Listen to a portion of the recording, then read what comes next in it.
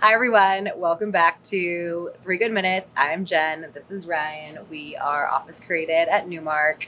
We tried to film outside, and of course, there's a catering truck that's driving by right now. Um, but this week, we are going to talk about everyone's favorite issue right now, or maybe everyone's most challenging issue right now, and that is all things construction.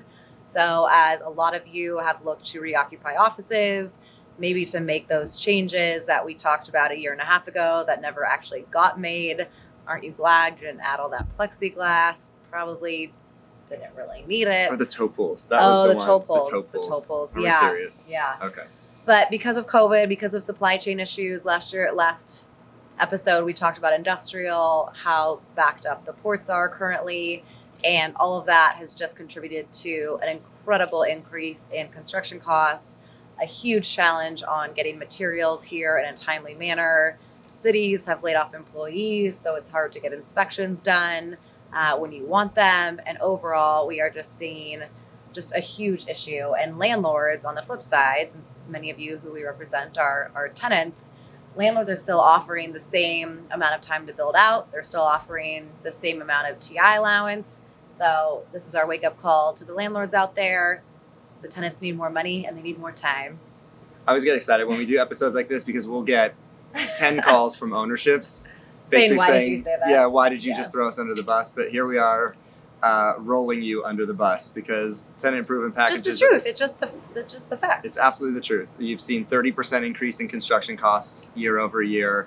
And that was already up even in 2020 last year when people decided they wanted to start coming back. So we're probably up 35, 38, whatever percent on construction costs. But as important, equally as important, is just the timing. So you've got not only permits, but because construction crews are spread so thin right now, it's really challenging to get a project done. So we're actually telling a lot of people, if you're going to start a project now, you should expect to occupy it a year from now instead of 6 to 9 months from now, which we could do 2 years ago. Yeah, that's right. There's incredible labor shortages in construction in many different sectors.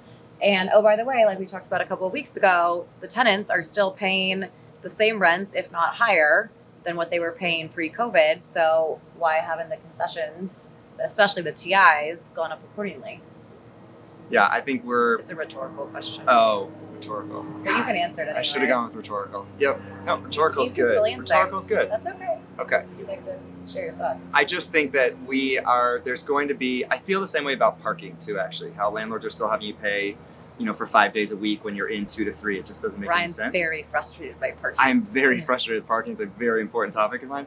But there has to be, whether it's the underwriting of buildings or price increases, whatever it's going to be, but there's got to be probably some meet in the middle point where ownerships come and realize this is what's happening in the world and tenants can find a deal that makes sense. We've lost deals, or I shouldn't say, we've turned away from deals because we weren't able to get them to a point where we felt comfortable saying you can occupy on this date and you will absolutely be able to get in there. And I think that's got to change. Well, and you're right. A lot of this comes back to underwriting and to capital structures, and the capital markets teams oftentimes, or the structure of deals is oftentimes the tail wagging the dog. So if they're still underwriting deals like they have forever, and I think we talked about this many months ago, maybe a year ago, when we were talking about co-working and how landlords look at co-working, and we are going to talk about that in 2 weeks. But just changing the way that deals are underwritten, because parking revenue, for example, should be slightly different going forward.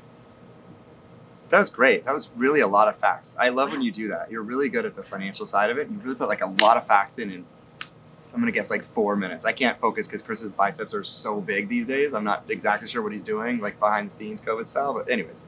Well, I also talk more quickly than Ryan, so I get through the facts a little faster. That's true. Wow. Thank you for throwing that in there too. One good thing. I guess it's Chris's biceps. I don't know where to go with it though. I feel like that's what it should be. They're Thanksgiving. huge. There's lots to be thankful for. All right. Gratitude. All those things. No, nothing. First of all, I would be grateful if I had your biceps, Chris. I don't. That's fine. Even under here.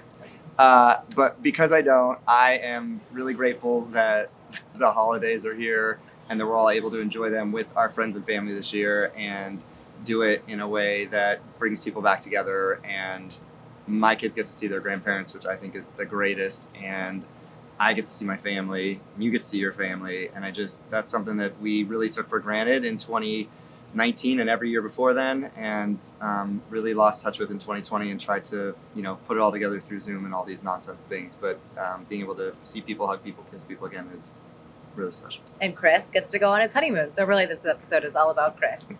And congratulations to Chris and Angela, who got married a couple months ago. We are very happy for them. So That's where the biceps came from. You had to get married. You got to get in that suit. You're still talking. Okay. I'm Jen. This is Ryan. We'll see you in a couple weeks. Okay.